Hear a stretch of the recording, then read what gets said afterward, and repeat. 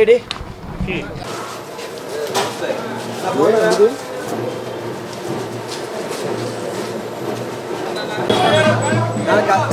ఎవరు చనిపోయారు?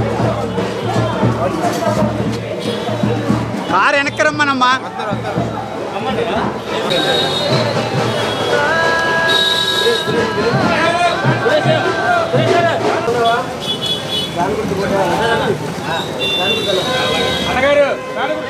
అందరికీ నమస్కారం. ఈరోజు విజయవాడ సెంట్రల్ నియోజకవర్గంలో 23 డివిజన్లో ఎన్నికల ప్రచారం భాగంగా ప్రతి ఇంటికి కూడా వెళ్ళడం జరుగుతుంది. ప్రతి ఒక్కళ్ళు కూడా మమ్మల్ని దీవిస్తున్నారు. తప్పకుండా మిమ్మల్ని గెలిపిస్తాం. జగన్మోహన్ రెడ్డి గారు ముఖ్యమంత్రి అయితేనే మనం విజయవాడ నగర అభివృద్ధి జరుగుద్ది అని చెప్పిన ఒక ఆకాంక్షతో మిమ్మల్ని అందరూ కూడా గెలిపించుకుంటామని చెప్పని వాళ్ళందరూ చెప్తుంటే చాలా సంతోషంగా ఉంది. ఇదంతా కూడా టోటల్గా కమర్షియల్ ఏరియా. ఇటు గోల్డ్ షాపులు ఉన్నాయి, అదేవిధంగా వర్క్ షాపులు ఉన్నాయి. ప్రతి ఒక్కళ్ళు కూడా మమ్మల్ని తప్పకుండా గెలిపిస్తామని చెప్పడం, దాదాపు అపార్ట్మెంట్స్ అన్నిటికీ కూడా వెళ్ళాం. వాళ్ళందరూ కూడా ఒకటే చెప్తున్నారు, తప్పకుండా మా వ్యాపారాలు ప్రశాంతంగా జరగాలన్నా, ఈ విజయవాడ నగర అభివృద్ధి చెందాలన్నా, రాష్ట్రం మంచిగా ఉండాలన్నా జగన్మోహన్ రెడ్డి గారితోనే సాధ్యం. అందుకే ఆయనకే ఓటేస్తామని చెప్పి ఈరోజు మా గౌరవనీయులు పెద్దలు ఎంపీ గారికి మాకు చెప్పడం చాలా సంతోషంగా ఉంది. ఈ కార్యక్రమాన్ని ఈరోజు చాలామంది పెద్దలందరూ కలిసి, స్థానికంగా ఉన్న పెద్దలందరూ కూడా చక్కగా ప్రతి ఇంటికి తీసుకెళ్ళడం చాలా సంతోషంగా ఉంది.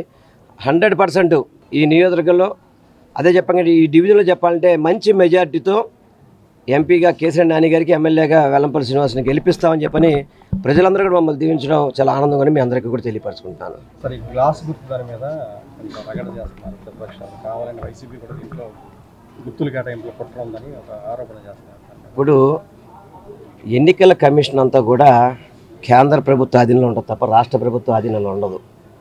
వాళ్ళు మరి కేంద్ర ప్రభుత్వం ఏదైతే భారతీయ జనతా పార్టీ తెలియన్స్ పెట్టుకున్నారు, వాళ్ళు ఆపుకోవాలి అలా ఆపుకోవాలి తప్ప, అంటే మా జగన్మోహన్ రెడ్డి గారు చెప్తే గ్లాస్ గుర్తిస్తారు. ఇక్కడ సిగ్గుసరం లేకపోతే సరే, ఆ పార్టీకి ఒక గుర్తు లేదు, ఒక గుర్తింపు లేదు.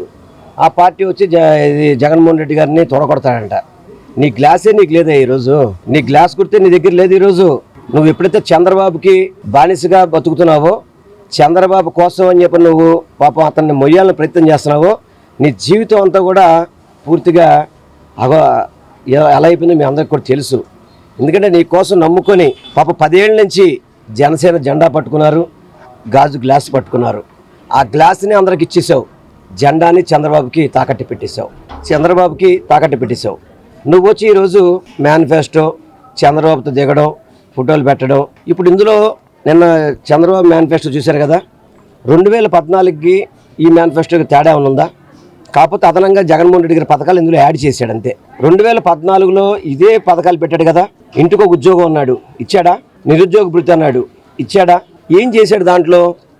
మళ్ళీ ఇప్పుడు పెట్టి అదే మోసం చేద్దాం అనుకుంటున్నాడు. మీకు గమనించాలి, ప్రజలందరికీ కూడా తెలుసు, చంద్రబాబు మేనిఫెస్టో ఒక చిత్తు కాగితంలో చూస్తున్నారు ప్రతి వాళ్ళు కూడా. అదే మా మేనిఫెస్టో అయితే కనుక ఒక భగవద్గీత కింద, ఒక ఖురాన్ కింద, ఒక బైబిల్ కింద మేము భావిస్తాం. ప్రజలు కూడా అదే చెప్తారు. జగన్మోహన్ రెడ్డి గారు మేనిఫెస్టో అంటే అమలు చేస్తాడు అని చెప్పని, చంద్రబాబు మేనిఫెస్టో అంటే చెత్తబొట్టులో పడేసే మేనిఫెస్టో. దానికి పవన్ కళ్యాణ్ కూడా యాడ్ అయ్యాడు దానికి. ఇద్దరు చెత్తబొట్టే. ఈరోజు కొద్ది రోజుల పోయాక చెత్తబొట్టులో మేనిఫెస్టోని పడేస్తారు, రేపు జూన్ 4 తర్వాత వీళ్ళందరినీ కలిపి చెత్తబొట్టులో పడేస్తారు అందరినీ కూడా.